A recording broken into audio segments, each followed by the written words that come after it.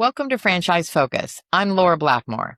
Buying a franchise is one of the biggest financial decisions you'll ever make. The challenge isn't finding a good franchise, it's finding the right one, the one that's for you. So before you fall in love with any franchise, let's have a conversation. I'll help you look beyond the marketing and figure out whether it's truly the right fit or whether there's a better opportunity you haven't discovered yet. Click the link below and let's talk. My job isn't to sell you a franchise, it's to help you make the right decision.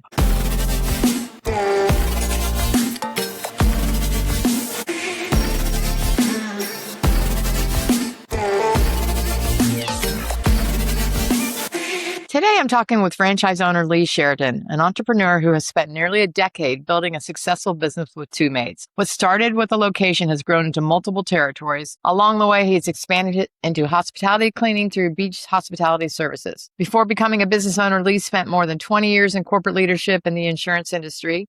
And like many people exploring franchising, he had a successful career but wanted more control over his future, more time with his family. Today, we're going to go through what led Lee to the transition, what it was really like, what he's learned almost 10 years later as a franchise owner, what separates those who build successful franchise businesses from those who struggle. Lee, welcome to the show. Thanks, Laura. It's great to be here. It's so awesome to talk with you again. We chatted at the very beginning of your journey when you were coming on. I hit on it briefly, what you shared, but, dive deeper into what was the timing like. What did you look and then come back and look again, or kind of what was your journey into looking at franchises? It started, so when I was in corporate America, I worked from home. I traveled a lot. So, we'd kind of close a bunch of offices. And so I worked from home. And, one day I just I followed something on, I think it might have been Facebook, and did kind of a franchise evaluation. And I got a call and got to talking. And it just kind of went from there. And that was in beginning of 2016, maybe. Okay. Where I kind of decided I wanted to start looking at something, just because travel was crazy and, two young girls. My wife was traveling as well. So I kind of wanted to open it up as an asset while I continued to work corporate America. Mm-hmm. And then it just kind of went from there. Beginning of 2017, I just had enough. I'd met the CEO of two Maids. We hit it off, and I just decided I was gonna run it myself. So I resigned, and wow. That's kind of how that happened. Wow. Most people think, leaving corporate means more freedom. And ultimately, I'm sure that brought that. But at what point did you feel, that you own the business versus the business owning you? Probably about 5-6 years into it. Really? Where I got the right systems and processes in place, the right people. I bought some commercial real estate. So, I've got everything the way I want it, how I want it, set up the way I want it. I've got the infrastructure I need, got the space I need that I can grow into.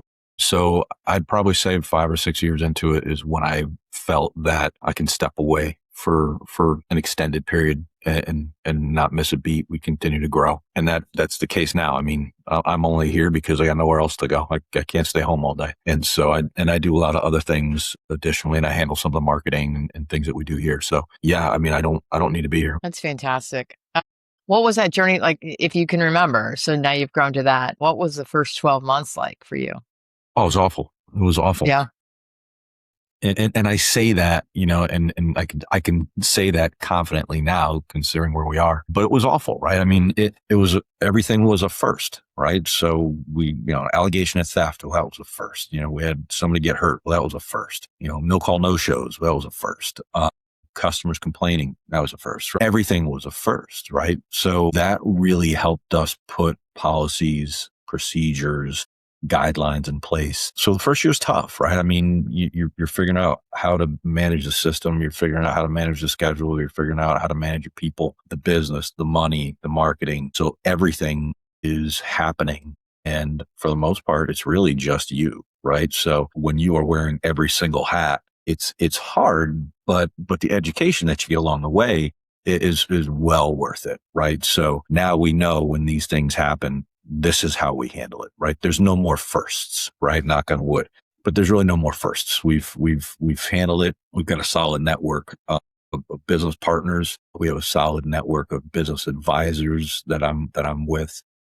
Oh, that's great. I have a solid peer network, right, through two Maids. So there's really nothing that we can't handle. So that's great. And now you're saying you come in because you don't need to, but you come in to give yourself something to do. How did you expand, and where are you now in terms of location size, customer base, if you want to share? Sure. So we opened in Virginia Beach in 2017. And so that was when they were selling like cities, right? So the whole city of Virginia Beach, which is the largest city in Virginia. And then a couple of years later, we expanded they changed and now started selling zip codes. So I cherry picked a bunch of zip codes in Chesapeake and Norfolk, which essentially locked those out. And then in 2019, I opened Beach Hospitality, which provides service and solutions for short-term rentals. So we provide all the equipment you need: sheets, towels, blankets, bath mats, shower curtains, paper products. We provide that as well as the cleaning. And I have a commercial laundry facility here on site. So we turn and burn all that laundry, whether you use mine or you use yours. And then we expanded in 2025 to the peninsula. So that is Hampton, Newport News, Williamsburg, Yorktown, Jamestown. So we go all the way up the peninsula to Toano. And I also purchased the Suffolk market as well. So Suffolk is on the south side here, if you're familiar with the region at all. Mm-hmm. But it's west of us, about 30 miles west of us. And then in 2026, January 2026, this year, I purchased the Richmond territory, which had been open for 10 years, but had been struggling. So there's 62 zip codes that we have in the Richmond metro area. So we handle pretty much from Petersburg all the way up to Glen Allen and over to just about Charlottesville. Holy cow. So how do you logistically handle that big of a region? How many managers and stuff do you have? Yeah, so we run pretty lean. I have a operations director here who's been with me. Her anniversary is coming up next week. She's been with me since 2019. And she's incredible. She's an asset that I don't know what I would do without. So she manages down here, the south side. Then I have Heather, who has been with me for 3 years now. She manages the peninsula. So she splits her time. She's there a couple days a week and down here a couple days a week. That is about an hour from us. So the south side office in Virginia Beach to the Yorktown office is about an hour or so. So she splits her time. And then I have Josh, who essentially came with the Richmond sale. He's a great guy, does a great job, very, very invested, outgoing. He just wants to crush it, which, I can't teach that, but I'm glad he's got it. So he runs the Richmond office, and I'd say Richmond is about an hour from Yorktown. So they're all about an hour apart. And there's a little gap in the territory between where Williamsburg ends and Richmond starts. If you had to pick what you think led to your success, and you talk a lot on when I read on LinkedIn, management and employees, and you seem to have you must have a great care for that and a great responsibility in that and skill set into creating a culture, or you wouldn't be able to generate something this large, right, and this long. But if you had to pinpoint what was the most important aspect of your business and or what it takes to build something like yours that truly is, based on sapping, you've got to have crews that are motivated and get out there and not an easy industry. What would you attribute that to? So I would say when I finally sat down, and so I'm a member of EO, the Entrepreneur Organization. And we did an exercise one day with regards to kind of our purpose, and as cliche as that may sound. And we talked about mission, values, core values, things like that. When I sat down, finally put pen to paper and was able to identify what I felt my purpose was and what I felt the purpose of this business was, is when I think I had a turning point. And very, very simple. I matured in the insurance industry, and I matured because I had some incredible leaders that I worked for who wouldn't let me fail, right? And put me in the right positions to succeed, gave me the right advice, gave me experiences that developed me. So I looked at it through that lens, is that I have an opportunity to provide an environment and a culture that, yes, we're cleaning houses, but I want to be a place people want to go to. I want to be a place people want to work at. They have fun. They feel supported. Our demographic is a difficult demographic, right? Primarily single moms, women. And I have accepted that this is a job people take when they are looking for the job they want. Okay. So I've accepted that. And if I were to fight that, I would fight it every day. And I'd be irritated and upset every time somebody left. So we embrace that, right? And we talk about, what do you want to be when you grow up? What's your next step? What's your short-term, and I ask everybody, what's your short-term goal? What's your long-term goal? And we work together to achieve those goals, right? And if their short-term goal is to increase their credit score, Great. Come on in with your bills and let's look at it, right? Let's see what you're paying, what you're doing. Let's see how you can increase your credit score. If it is to buy a car, great. Let's figure out a savings plan, right? Let's work. Let's look at your paycheck. You could have 5 accounts that your paycheck goes to, right? So let's take $100 out of our paycheck and do this, or take your tips and put it in here, right? So we start talking about these things, and then other things pop up, right? Then I got problems at home. I got this problem. I got that problem. So I kind of became the guy that they spoke to. Yeah. And it's a very trusting environment, but a lot of my staff did not have somebody they could speak to, and now they do. So they stay, and that's great, right? So I've accepted that they're going to leave, but now they stay. And when they do leave, they usually leave on good terms. Right. And 30% of the time they come back. So once I set that, what I want to do is help people, and primarily people who work for me, things started changing. Our core values are in place. They hang out in our office. Our mission statement is clear. And that's when things really started to change. And people came to work. They were happier. If you don't fit in here, you don't fit in. If you're just going to come in here and be a dish rag, you're going to go, right? If you're going to suck all the energy out of the room, you got to go, right? So those people self-select pretty quick, right? So that's pretty much what the turning point was. Wow, that's amazing. And that, I would imagine that could be hard on, some people that sounds draining to be able to be that advisor, you probably hear a lot of tough stuff, but to be able to give someone that is amazing. Yeah. If you've never seen the YouTube video, it's called It's Not the Nail. So if you haven't seen it, take a look at it. Okay. And I had to watch that a dozen times to realize, I should probably adopt that process and that mentality. And we have, a list of questions that we ask everybody, when we have problems, and we're not solving it for them. It's, a lot of times I ask people, how do you want this discussion to end? What is the ideal outcome? Right. So, and the ideal outcome might be, well, I need you to say yes to this. All right. Yes. Conversation's over. Why is that hard? Right. So, we do things a little bit differently here. We're not accusatory, we're developmental, and people stay. And just got a message from one of my employees. They refer their friends, right? So we got a referral coming in. So that has really been the turning point for us. Wow. Amazing. So it sounds like that's one of the biggest lessons. Anything else that stands out to you in terms of the business metrics? So you got the employee piece, the marketing side. How did that evolve and grow over time? So, we do a lot of search engine optimization.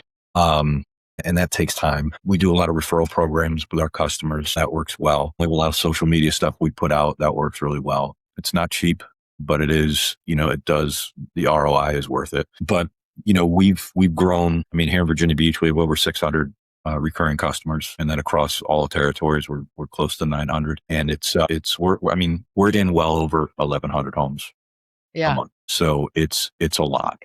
So just managing that, again, I don't manage day to day. My managers do, and they do a fantastic job of it. Yeah. I try to stay out of their way as much as I can. Right. Amazing. What's the hardest lesson you've had to learn over this? The financial side of it, right? We've got that dialed in, but, just figuring out, kind of what buckets to kind of put things in. So and that's one of those things that's you just got to kind of work through and set the metrics right. And just, getting good people around you that manage that, right? I have, somebody who does that, because our business is a million paper cuts. We're in over 1,000 houses a month, and a lot of that is credit card payments and whatnot. So just managing that is a beast, right? So I did it for a long time, and then I handed that off. So once you get that dialed in, then things seem to go a lot smoother. And then again, the people side of it, right? It's just, I tell people all the time, when I care about you more than you care about yourself, we're probably done, right? Because I'm not going to fight a losing battle every day with somebody. But the people side is hard, right? Again, this is a unique demographic that we have. Yeah. And things that were never a problem for me because, I had parents that were involved, and, I learned things because I had people that I could look up to, and I, went to school and did as good as I could. I didn't have a choice. I couldn't come home with bad grades. Right. But, the school system has changed dramatically. We have a lot of younger kids that work for me, younger people. So we provide them we send them to Money 101 courses. We send them to, there's a company here called 5 Rings Financial that does a bunch of free seminars about, how to manage money, how to get out of debt. Yeah. We bring people in to talk about insurance, to talk about, legal stuff, to how do you buy a car? How do you buy a house? We bring people in to talk to them. So talk about one of the hardest things to learn is that learning what can I do to serve them? And a lot of it was just, I had to listen, and I'd go out in the morning and listen. We have a morning meeting every morning at 8:02. Mm-hmm. Listen what they're talking about. Listen to what they're saying to each other. And when we do, what's your short-term goal? What's your long-term goal?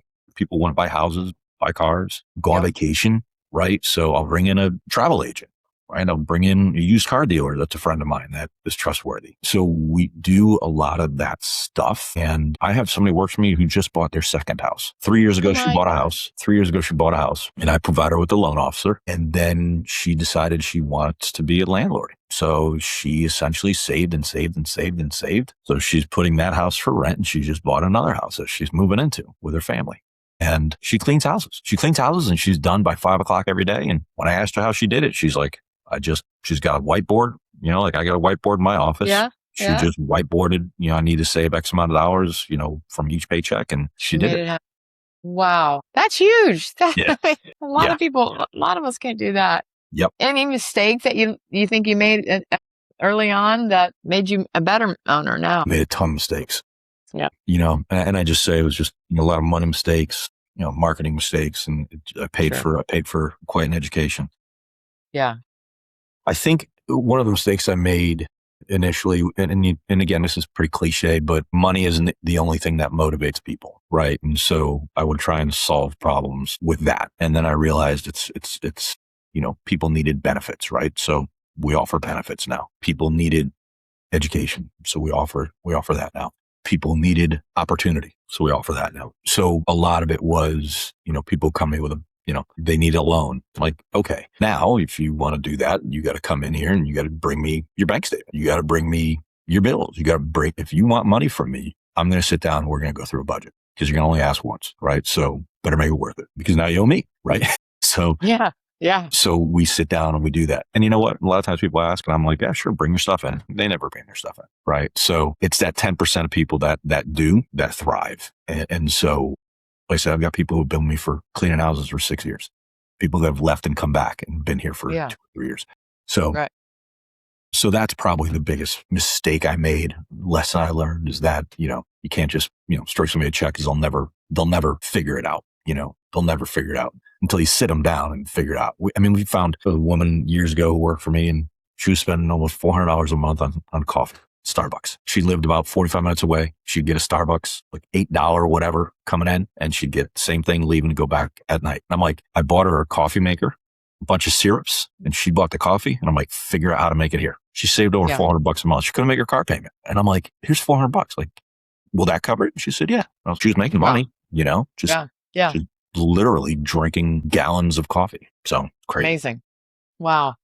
And then do you advise other people to getting into businesses as well? Or? Yeah. So I do a lot of coaching. I coach a lot of my peers here in the area, smaller mom and pop cleaning companies. Do you? Do you really? I do. Because I leverage them, right? And they're good people. They don't have the marketing horsepower that we have. They don't have the systems that we have. They don't have the training. They don't, they don't. They're good people. There's nothing that they're good people. So we outsource a lot to them. So a lot of my move in, move outs and things like that, I'll outsource it, because we're so busy with our recurring customers.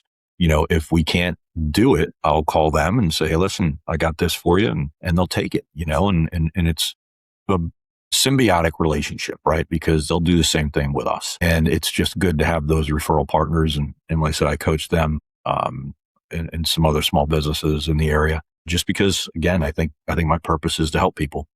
And I'll do it any way I can. When you see early franchisees succeed or struggle, what separates them? So there's a lot of people who just can't get out of their own way, right? Mm-hmm. I tell people before, because I usually do a lot of the preliminary interviews for people that are looking to buy. And you have to have an entrepreneur's mindset versus an employee's mindset. If you are the type of person who has a computer problem and wants to pick up the phone and call home office to help you, they don't do that. That's not what they're there for, right? Right.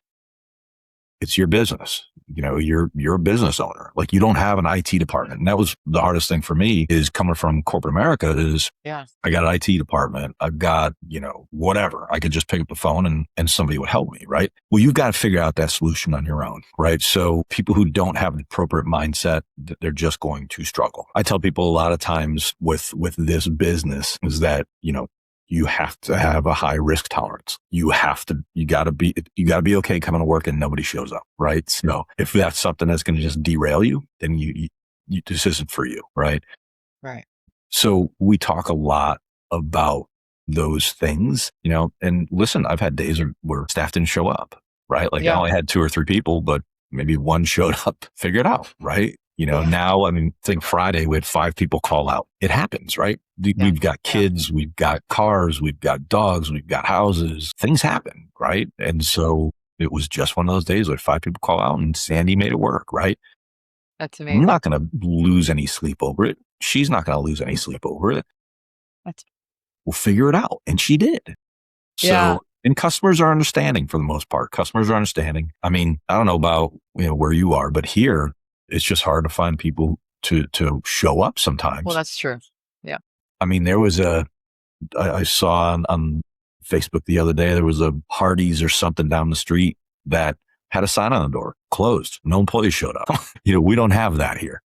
No. But I understand, Yeah, man. In terms of the support early on, and then I know, Two Maids was sold.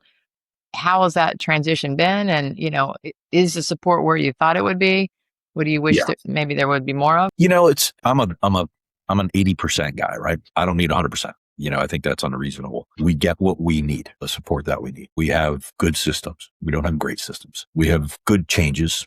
Not great, right? We have a good CRM, could be better, but we work with what we have, right? So I think my peer network, I put a lot more value on my peer network than I do on the home office network. And for no other reason than there's very few of us who are in the same position that are running multiple entities, multiple millions of dollars, so our revenue, a lot of people in home office haven't done that, right? Because we're still a newer brand. So I lean on my peers that are, about the same age, same size as me. We lean on each other for a lot of solutions. And then obviously we'll bring in, the leadership of Two Maids and have those conversations. But, you run into unique challenges when you're a year in versus 10 years in. So just the more mature stores tend to speak quite a bit. We got a text group and we speak pretty often. And that's awesome. And I'm glad you brought that up because, as a franchise consultant, I try to share that with people, but it's really hard for someone to understand truly what that value can bring and how much, rising tides, how much each other can help each other's business. And it is often more than even the franchisor, especially where you are in your process. I mean, as you're ramping up, everything's a growth and everything's new, but that even in what I do, it's my peer group that really helped me the most. And I think we help each other really learn to and adapt. even the peer group within the industry, right? So there's nothing that I'm going to run into that hasn't happened before, right? And I tell people I run the R&D department, right? The rip off and duplicate department. I'm going to rip it off and duplicate it, right? Like if it worked, I'd rather deal in experiences than advice. Right. So tell me what you did that worked or tell me what you did that didn't work, but don't tell me what you think I should do. Right. Like, did you do this and did it work or did you do this and it didn't work? And that's a philosophy that we use in the entrepreneur organization. It's more about experience sharing than, hey, you know what you should do? I don't want to hear it. Like I know what I should probably do. Like everybody knows they should probably eat more broccoli than cheeseburgers, but do they? No, I know what I should do, but tell me what you did that worked. Right. So when we do that and have those discussions, we tend to generate a lot better results. As you look back over the past 10 years, any specific memory or any specific milestone that maybe was one of the most important to you? COVID. You've been through a lot of changes. COVID, I was a new entrepreneur. We opened in 2017, so 3 years into it. Yep. And we were growing. We were killing it. Phone was ringing. We're booking jobs. I mean, Sandy had just started with me in 2019. And I mean, she was her hair was on fire, right? Because it was just, it was crazy. And, we heard about this COVID thing and I was actually in Vegas February of that year. And they were talking about it. And I'm like, this is stupid stuff, right? Then we came back here in March, freaking world shut down. Right.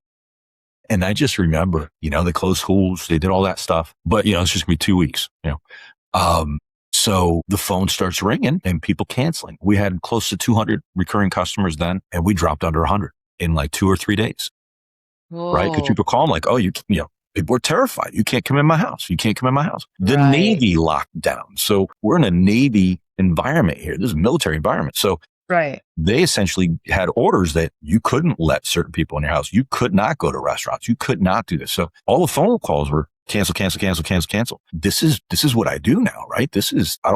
Nobody's handing me a paycheck every 2 weeks for doing whatever I did before in corporate America. Right. It was terrifying.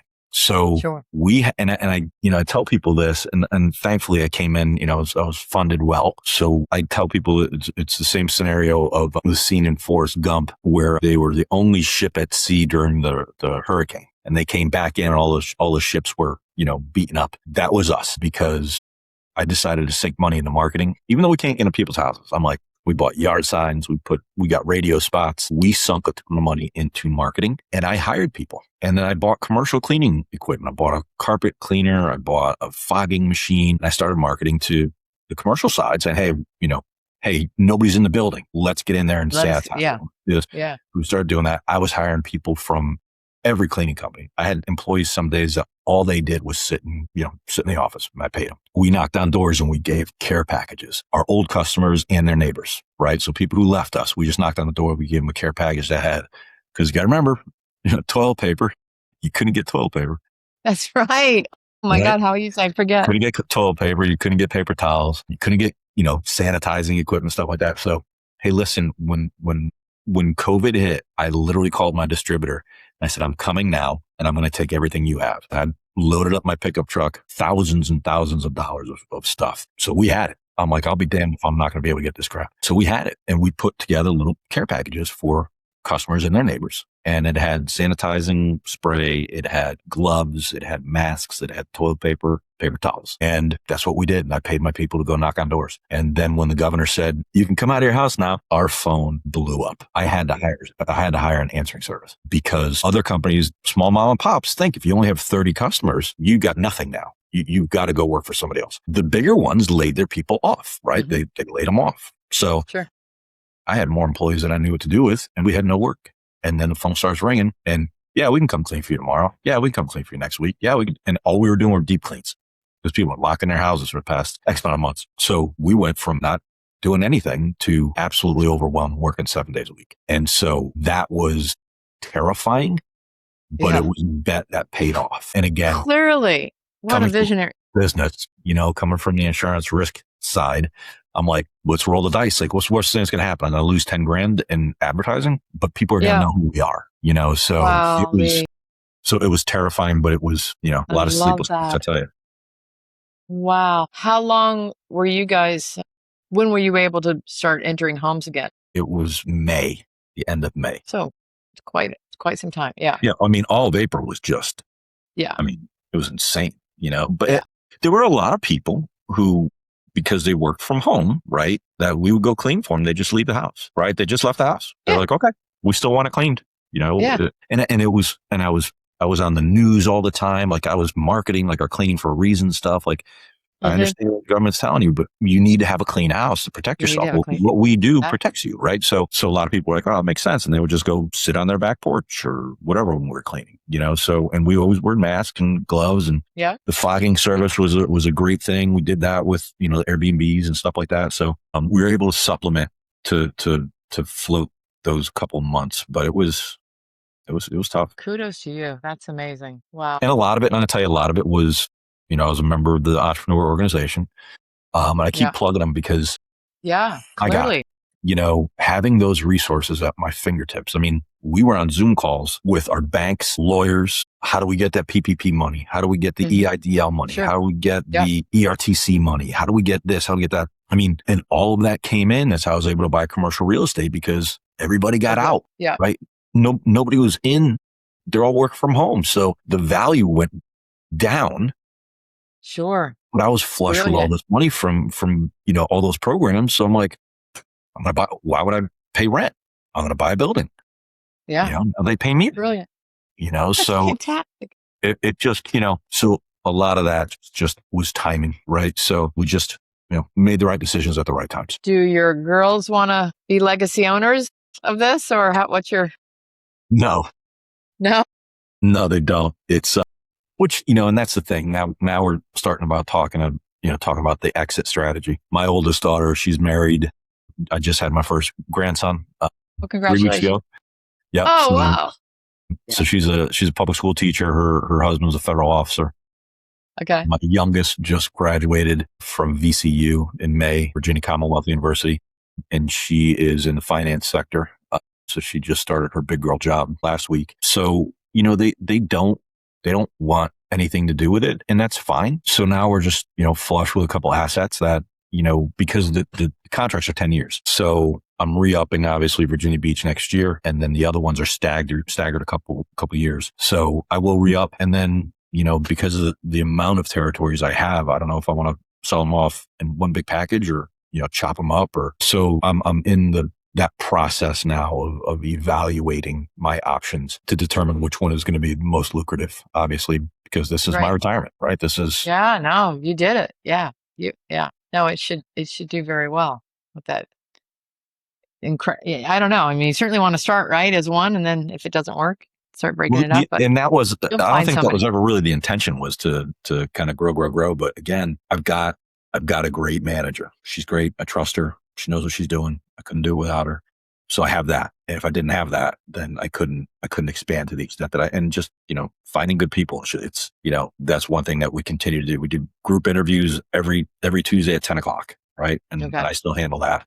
It's, we just come on in, let's chat. And that's been very beneficial for us. Fantastic. Any other parting words of advice for people that are thinking about getting into franchising? Do it. Just do it. I mean, it was the hardest thing and scariest thing I've ever done, hands down. Yeah. I got paid very well in corporate America. And just to say that I'm going to bet on myself. Right. So I wish I had done it 10 years earlier. Yeah. If you're thinking about it, then that means you've already tapped out. I mean, corporate America for some is great. I grew up in an entrepreneur's environment. My father was an entrepreneur. My mother was a Cuban refugee turned into a entrepreneur. Awesome. And they just thought I was a fool for going to corporate America. And I will tell you, it sucked the life out of me for a long time. Yeah. This life is just so much better. And then once you get out, I think you're very myopic when you have your job as a program manager, as a claims adjuster, as a whatever you do, strategy manager. You're very myopic. These are things that I look at. When you get out of that environment, I mean, there's opportunity everywhere, right? So you have several different streams of income, right? And it's just because, hey, let's give that a shot, and it's not the shiny coin syndrome, right? Where I want to try something new all the time, but we've done enough when we figured out what generates good revenue and with good profit margins and things like that. So we decided that's why we don't do a lot of one-time cleans, because I don't want it, right? So we figured out that mix. And again, when you talk with entrepreneurs on a regular basis and business owners and franchisors, things like that, like you're going to pick up things like, oh, I can probably bolt that onto my business. And what we've done with like the laundry service, like it's a bolt on. I already have the machines. Why aren't they spinning all day long? So, right. Brilliant. So those are things that, again, when you're myopic in your job, you don't think about, but then you get out of your job and like, oh my God, because corporate America, educated me, right? They educated me. They made me a good leader. They made me a good manager, made me confident. Why wouldn't I just apply those to something that I built and it worked well? Fantastic. Life-changing, you would say? Absolutely. Absolutely. I mean, I was traveling so much. I was in such a horrible mood. I was just a bastard for the last 2 years of my career. And my wife made it clear. And I wouldn't be married today. If I stayed in corporate America, I wouldn't be married. There's no two ways about it. Oh, wow. Yep. Wonderful. Well, I have really enjoyed this. What incredible insight. Love to hear all your valuable, the COVID story though. Woo, that is impressive. I loved how you doubled down. Yeah, it's a great story to tell now. I will tell you that during that time, it was a lot of sleepless nights. It was, can't even imagine. My wife would be like, what's going on? I'm like, we cleaned like 3 houses today. She's like, but you got like 30 something employees. I'm like, yeah. But then we cleaned a 25,000 square foot, building. And she's like, really? I'm like, yeah. So it was a unique time. Yeah. Whew. And you could probably tell the story now without shuddering, but I'm sure it took a couple of years for that. It absolutely did. Yep. All right. Thanks again, Lee. Really enjoyed it. Nice to catch up with you. Yeah. Same here, Laura. Thanks for inviting me. I appreciate it. Yeah. Okay.